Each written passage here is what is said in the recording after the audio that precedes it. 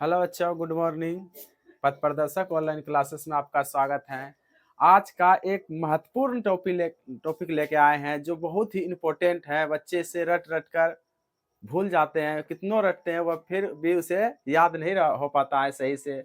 लेकिन मैं इसके लिए ट्रिक लेके आया हूँ और जबरदस्त ट्रिक लेके आया हूँ। आप अगर उसे ध्यान पूर्वक देख लें तो आप उसे कभी नहीं भूल पाएंगे। तो आशा करते हैं कि आप हमारे साथ धैर्य पूर्वक और अपनी पूरी मनोभाव शिद्दत के साथ लगे रहेंगे और देखने का प्रयत्न करेंगे, जिससे यह आपको अच्छी तरह से याद होगा। तो हमने जितना भी इम्पोर्टेंट था 18 गो हमने बहुत ही इम्पोर्टेंट चुन कर इसमें लिए हैं। तो विज्ञान आज का जो टॉपिक है वह है विज्ञान की प्रमुख शाखाएं, जो कि हर किसी एग्जाम में पूछे जाते हैं और वह आप गलत मार के आ जाते हैं क्योंकि वह सही से याद नहीं हो पाता। लेकिन आज हम इसे ट्रिक के साथ लाए हैं। देखिए देखिए सबसे पहले हैं एपीकल्चर। एपीकल्चर का संबंध किससे है? मधुमक्खी पालन का अध्ययन। मधुमक्खी जो पाला जाता है उसका अध्ययन करना क्या कहलाता है? एपीकल्चर। इसको कैसे याद रखेंगे? तो मधुमक्खी से क्या निकलता है? मध निकलता है, शहद निकलता है। शहद को क्या करता है? मम्मी कहती है बच्चों को, ए पी ले मुन्ना, ए पी ले। क्या पी ले? शहद पी ले। शहद किससे निकलता है? मधुमक्खी से। तो मम्मी बोलता है बच्चों को, ए मुन्ना शहद पी ले। तो ए पी, एपी याद हो जाएगा। तो एपी कल्चर जो है किससे संबंधित है? मधुमक्खी पालन से। अब देखिए पुष्पों का अध्ययन करना। पुष्प मतलब फूल, फूलों का अध्ययन करना क्या कहलाता है? एंथोलॉजी। एंथोलॉजी इसको कैसे याद रखेंगे? तो आपने पुराने जमाने के जो सीरियल देखे होंगे उसमें रामायण, खासकर रामायण सब, उसमें क्या होता है जब कोई राक्षस का वध होता था तो उस पर पुष्प बरसाया जाता था। यानी कि एन वक्त पर थोड़ा सा भी लेट नहीं होता था, जैसे राक्षस का हत्या हुआ और उस पर फूल गिराया जाता था, यानी कि भगवान पर जो उसका वध करते थे तो उस पर फूल बरसाया जाता था, यानी पुष्प बरसाया था। और थोड़ा सा भी लेट नहीं होता था, एन वक्त पर फूल गिरा देता था।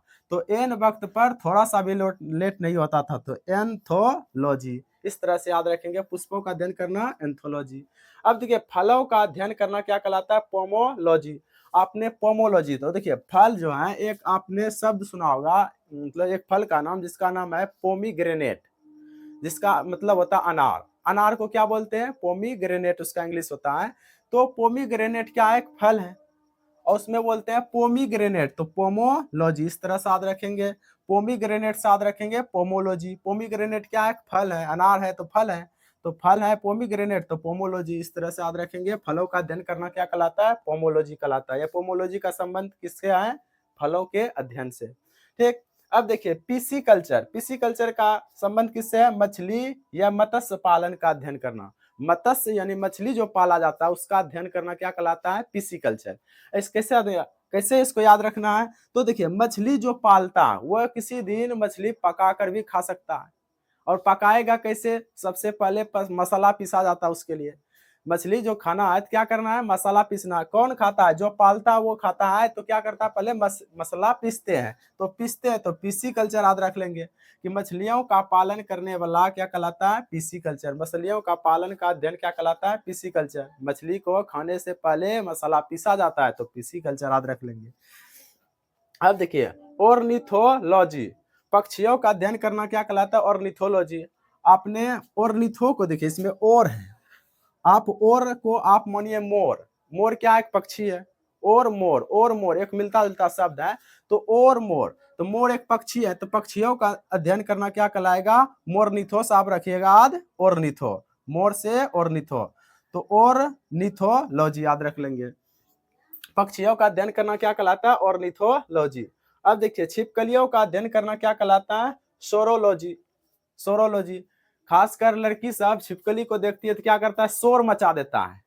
तो शोर मचा देता है क्या? छिपकली देखकर डर जाती है उससे, तो छिपकली देखकर शोर मचा देता है, तो सोरोलॉजी याद रख लेंगे। छिपकली को लड़की सब देखता है तो क्या करता है? शोर मचा देता है, हल्ला से डर जाती है, तो शोर शोर कर देता है, तो सोरोलॉजी याद रख लेंगे। इसमें देखिए सोरो है, सोरोलॉजी।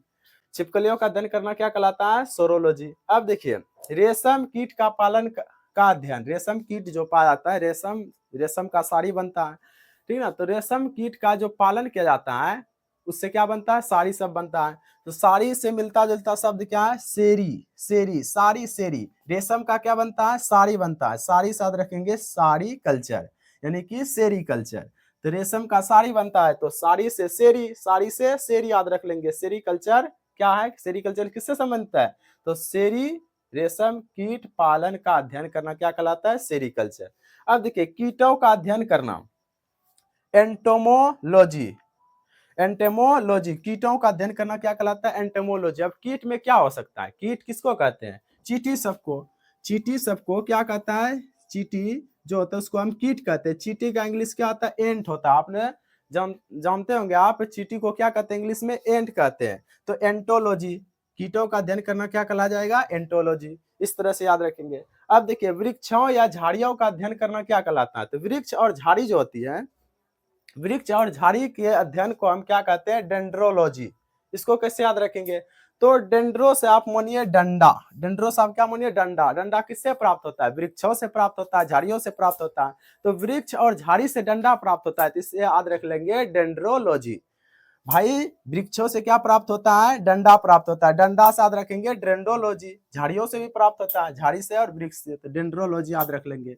अब देखिए अगला पॉइंट है इक्थियोलॉजी, मछलियों का पालन अध्ययन करना। यहाँ देखिए मछलियों का अध्ययन करना है और मछलियों का पालन करना है, ये दोनों अलग अलग है।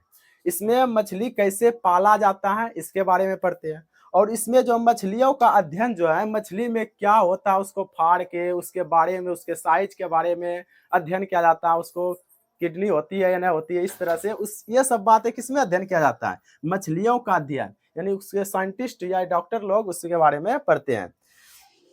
तो मछलियों का अध्ययन करना क्या कहलाएगा, इक्थोलॉजी।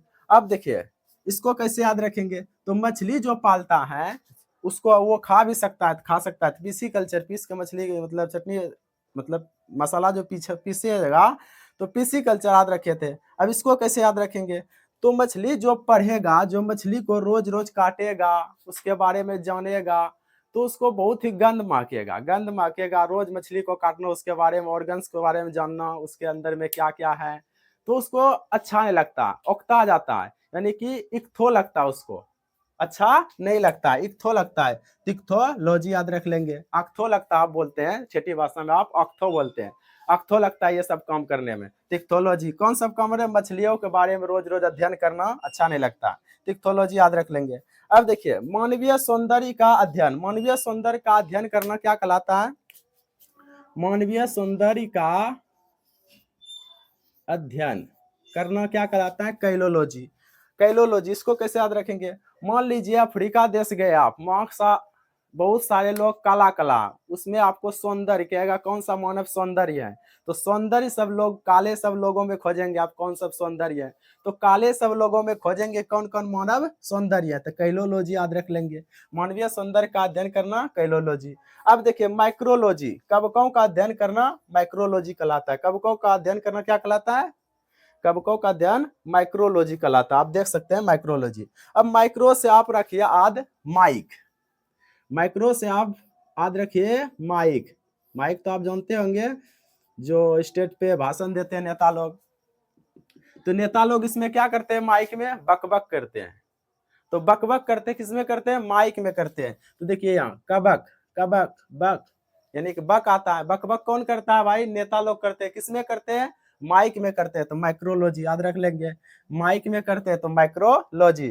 अब देखिए सूक्ष्म जीवों का अध्ययन करना, अभी हम माइक्रोलॉजी पढ़े, अब या माइकोलॉजी पढ़े, माइकोलॉजी यानी माइक याद रखेंगे, माइक से माइकोलॉजी याद रखेंगे।